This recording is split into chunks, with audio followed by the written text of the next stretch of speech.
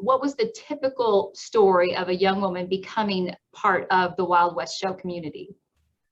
Well, for a lot of the Native people, especially, they had to apply through their Indian agent. So there's a lot of letters in the historical record of Indian agents sending letters to Pawnee Bill saying, hey, I have this Native American family. There's a father and a mother and some children or what have you.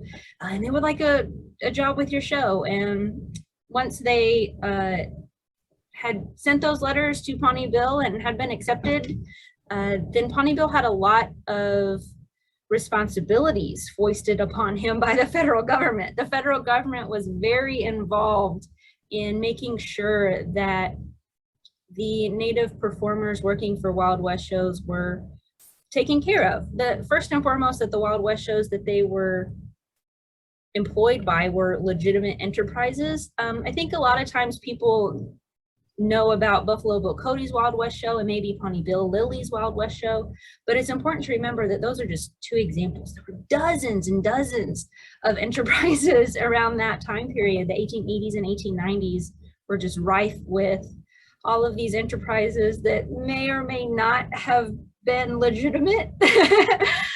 So Indian agents and the federal government more broadly was very interested in making sure that Native performers who went on the road with the Wild West show were going to be taken care of. And Native performers had money to travel, had proper food, had their ponies were taken care of. They had feed for their horses and medicine for their horses and medicine for the performers should they get hurt. If they felt ill and could no longer, or were injured more frequently, performing in a Wild West show is very dangerous work. So if they were ill or injured, they would be able to put them on a train and send them back home. And then of course, making sure that they got paid at the end of the season. That was very important to everybody involved. So if they were injured and could no longer continue performing, there's instances of letters or newspaper articles that were talking about how the Wild West show as an enterprise was responsible for buying them either a train ticket home, or if they were overseas, buying them a ship ticket home, making sure that they got back to the reservation. Most of the Native performers came from the Sioux tribes and the Sioux reservations in the Dakotas. Certainly not all, but most of them. The Sioux people, not a Plains tribe, but in the Wild West shows, all of the stories that they were telling, all of the battles that they were reenacting, all of the gear that they were wearing was Plains. And I think a part of that has to do with the expectations of the audience. The audience expects to see Plains. Plains Indian tribes have those really distinctive headdresses, and they have these really distinctive mustangs and horses. Plains Indian tribes tends to be horse cultures, and the audiences in the 1890s and early 1900s expected that. So that was what Wild West shows performed. That was what they tried to deliver.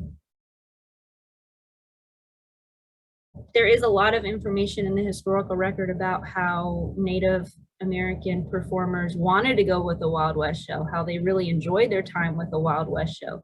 And I think a lot of that has to do with the fact that the Wild West show was one of the few remaining places left in the 1890s where it was okay, where it was accepted, where it was even encouraged to be Indian. We have to remember that this is a time of great change for Native American people. They're losing their land. They're being shoved into reservations. They're being assimilated. Their children are being sent away to boarding schools. They don't have their children with them. We were talking about language earlier. Their language is in the process of being squashed. And the Wild West show does away with all of that. When they perform with the Wild West show, they are encouraged and in fact required to still maintain their Indian culture, their traditional arts and crafts, their traditional ways of living. They get to keep their kids with them and out of the boarding schools, and they get the chance to work for pay, which again was not happening on the reservations. Reservations, especially then, but even today in a lot of places around the country. Those were some of the poorest counties in America. There's no education, there's no jobs for those people in the 1890s reservations. And this offered them a chance to work, but not only work at a job that they were uniquely suited for. As Native performers in every town that they visited, they would set up an Indian encampment along the Midway. So the idea was that white American audience goers could come and walk through a supposedly traditional Indian encampment, and they would have the teepees set up, and there would be women tanning hides or making pottery or doing beadwork. And then of course they would sell those things to the tourists as another way of generating revenue and generating income for themselves. And then they would get to go, the audience members would get to go into the show and see Native Americans sing their native songs, perform their traditional dances, ride those wonderful Indian ponies.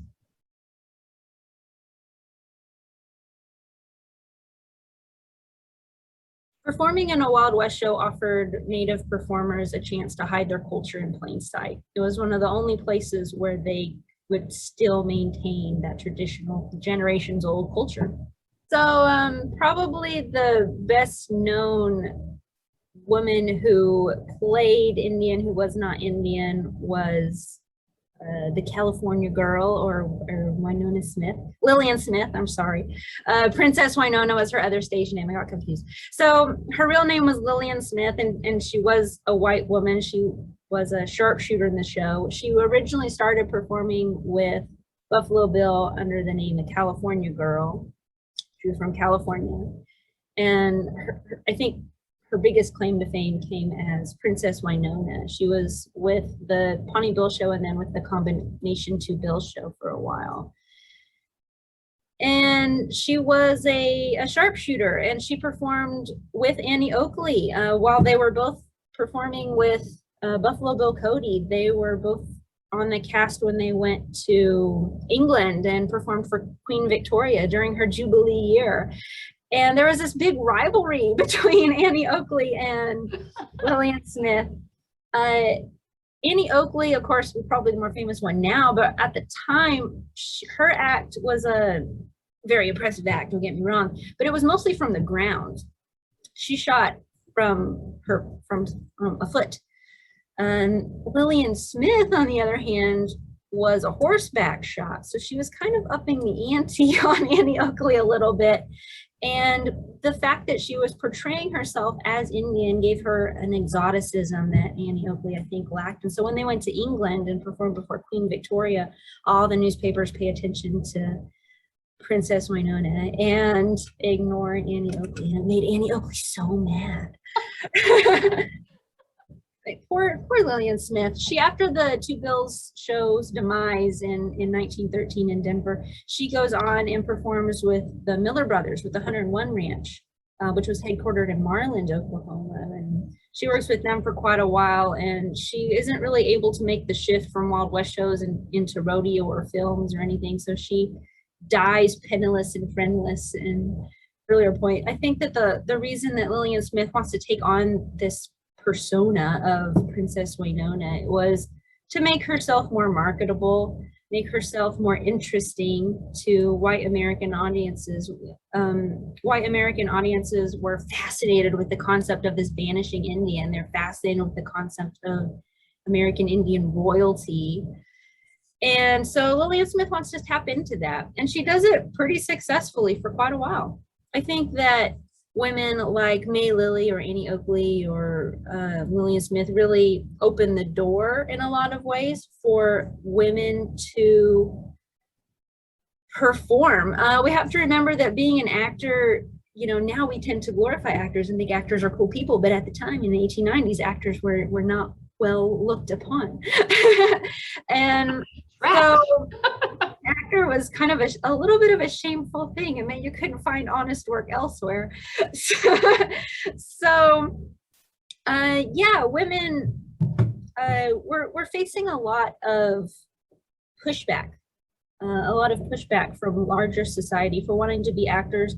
in general, but for wanting to be actors in the Wild West show in particular. At the time, it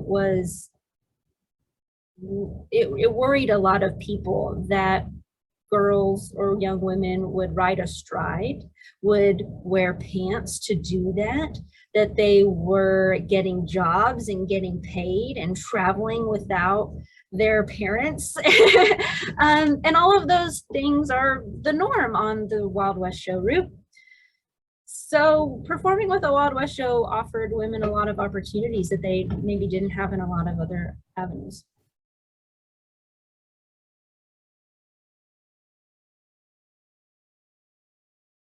Yeah. Is it true that May Lillie would get kind of angry if women wanted to, she liked the side saddle, like she wanted her cowgirls to ride with the side saddle? Is that true?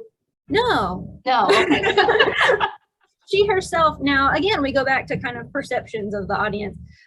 She herself is always very careful to maintain her ladylike respectability. She wants to be a lady with all of the class connotations that that word has. She wants to have that kind of rags to riches story. Her and Pawnee Bill start out life kind of poor, but they end life very literally on a mansion on a hill. So she maintains her feminine respectability. She always wears the full dresses. She rides side saddle. But she opens the door for women to start riding astride. And she, in fact, goes on record as saying that riding astride is much safer for a beginner. And she advocates horseback riding as a form of useful exercise for women. And in a lot of ways, it's just a logical thing to do. Riding and riding astride in the American West is practical. It in fact sometimes can help Victorian women be better women. So for example, I'm thinking there that one of the Victorian social graces to which women were expected to conform was going calling and visiting your friends. And the American West is a place that's characterized by wide open spaces. Your nearest neighbor might be several miles away. You got to get there. So riding horses was a way for women to go visit their friends and socialize. The Wild West shows give later Americans a lot of stereotypical images that have lasted for ever since, have lasted for 100 years, 130 years. So again, things like that mythical idea of the quintessential cowboy who stands 6'4" and has a big Texan 10-gallon hat and the spurs, and that is an image that isn't really historically accurate. Most of the real cowboys who were actually working on ranches in the American South and Southwest were of Mexican descent. Most of them, about at least a third, were Mexican vaqueros. The gear and the language and the practices that we associate with the quintessential white American cowboy are all of Mexican origin. Even basic words, so things like rodeo is the practice of the annual roundup. Things like serape and sombrero might seem more obvious, but there's anglicized words like bandana or corral, things that we might not think of today. The practice of lassoing is a Mexican practice. Spurs and chaps and the taps on your saddle, those are all Mexican gear. So the things that we think of as being the quintessential American cowboy were created by Wild West shows. And without the Wild West show, would there be the Western genre that I love so much, that I used to watch with my dad on Saturday mornings, Gunsmoke? I mean, without the Wild West shows, would we have any of that? I don't know. I wonder. I think that the Wild West shows do form an important bridge between the Old West and the current day in a lot of ways. Yeah. And this is one of those ways. Yeah. The Wild West shows do give us those lasting stereotypical image that make the leap into film. And I think part of that has to do with the simplicity of the Wild West shows. It's not a complicated story that the Wild West shows are telling. Every Wild West show had whether you're talking about Buffalo Bill Cody or Pawnee Bill Lillie, they had a plot, and it was basically the same plot. It was that of white American cowboys bringing civilization to the wilderness and conquering Native Americans who did not have civilization. It's a simplistic plot and it's easy to remember. So it becomes a very popular image. Mm-hmm. I think that's a lot of it, just the simplicity. I think that some of it has to do with the time. The two bills combination with Buffalo Bill Cody and Pawnee Bill Lillie goes bankrupt in 1930, which is right before the golden age of rodeo in the 1920s, which is basically simultaneous with the beginning of the film industry, 1920s and 30s. So I think all of those things really coalesce to create what we think of as the Western movie genre. Yeah, I think you're right. I think that for a lot of people at the time, the period after the Civil War, remember the Homestead Act is enacted in 1862. So right after the Civil War is over, people are looking at moving, white Americans anyway, are looking at moving west. And to them, the West is this legendary place of opportunity.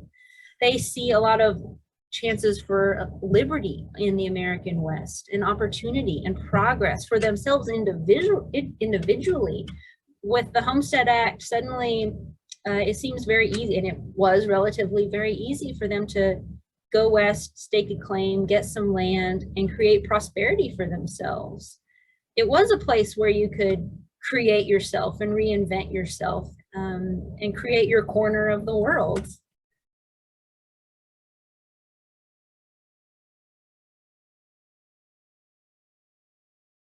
Well, we've talked a little bit about how a lot of people viewed the West as a place of opportunity, a place where you could reinvent yourself. And I think that holds true for her. Kind of off the record, we were talking about women trying to live their lives as women.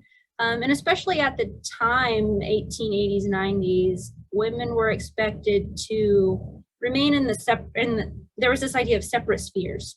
Domestic sphere was the realm of women, where they were supposed to stay home and care for cooking, cleaning, child caring. And then men's job was to go work in the public sphere and earn a paycheck, be involved in business and war and politics and those sorts of things. And at the time, that's really in flux. And May Lillie is trying to navigate both of those both of those societal shifts. So she moves west, tries to at first remain in the domestic sphere. Her marriage to Pawnee Bill results pretty quickly in a pregnancy, but she loses the baby and she can't have any more, which I think is just so sad. And so she is robbed of this kind of picture perfect late Victorian era life. So she has to reinvent herself there in the West, and what better place to reinvent yourself than the American West? And so she does it. She had never rode a horse, and I think this is cool. She had never rode a horse or shot a gun in her life before she married Pawnee Bill. And so his brilliant idea, he decides to give her, for their wedding gift, a pony and a 22 Marlin. And so she takes that pony and 22 Marlin and she just jumps into show business with both feet and never looks back. And she becomes incredible. She is just a natural rider. She's an incredible horsewoman. She wins sharpshooting competitions left, right, and center. And she's having a blast doing it. There's this really famous quote where she's talking to these ladies in Chicago, and she says something along the lines of, let any normally healthy woman screw up her courage and tackle a bucking bronco, and she will find the most fascinating pastime in the field of feminine athletic endeavor. I love that phrase, feminine athletic endeavor. So she, like I said earlier, she advocates horseback riding as a form of useful, helpful exercise for women. She wants women to get out and work their muscles in the sunshine, in the fresh air. She's living a very active life.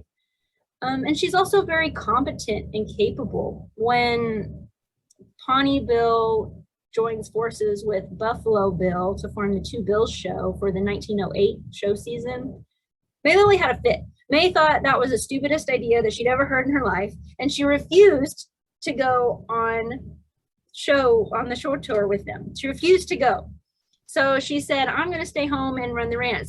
And so she did. She was the only woman in the world to run a bison ranch. And she kept it going without much trouble until Pawnee Bill came home penniless in 1913. When we think of the American West and wildlife that live there, we think of bison. They're a very unique animal. And so they leave an impression. When they're still and when they're slow, they're very majestic and very dignified. But I think a lot of people today see them in parks and think of them in that manner, and that's certainly true. But it's also true that bison are pretty violent. They can run really fast and they can jump really, really high, much higher than you would think. I think the USDA requires, is it 8-foot fences or 10-foot fences? They can jump high. Yeah. So yeah, they're a force. And I think that's a good metaphor for the American West more broadly. It's a very dignified, majestic place, but if you're not careful, it'll hurt you. I think a lot of the imagery and stories and kind of larger than life personas comes from the dime novels. Okay. Buffalo Bill's first claim to fame, I guess, was in the dime novels. He was one of the Ned Buntline, kind of famously writes these dime novels about Buffalo Bill's exploits, some of which were true, some of which were not true, some of which were part true. Yeah. And so it sort of allows. They're completely free to do this back then, which is fascinating in and of itself. I mean, they were allowed to do this. To be fair, but Pawnee Bill but Buffalo Bill is a real person, and so you kind of expect his adventures on the page to be sort of real. Yeah. And Buffalo Bill too did just have a lot of experiences. He was working for the Civil War soldiers as an Indian scout, so he's doing that sort of thing. He's a buffalo hunter. And then he gets hooked up with the dime novel folks, becomes sort of larger than life and iconic, and starts to think about becoming an entertainer. Again, just as a new avenue for something for him. Yeah. Do. So he creates a stage play. The first Wild West show that he performs, that he creates, is a stage play, which, as you might imagine, doesn't go over very well because it's really hard to have bison and horses on a stage. So that doesn't last very long. I think that the stage play only lasted for a season before they try to make the shift to an outdoor entertainment. So the fact that they're called dime novels is that they're small novellas, short stories. They have these ostentatious illustrations with them, and they're printed on pulp paper, which makes them very cheap, so they could be sold for a dime. So they're very popular. Everybody has them. Every little kid is reading them, and as you say, wants to be like their hero. And some kids get to actually grow up and live that dream. Pawnee Bill grew up reading Buffalo Bill dime novels.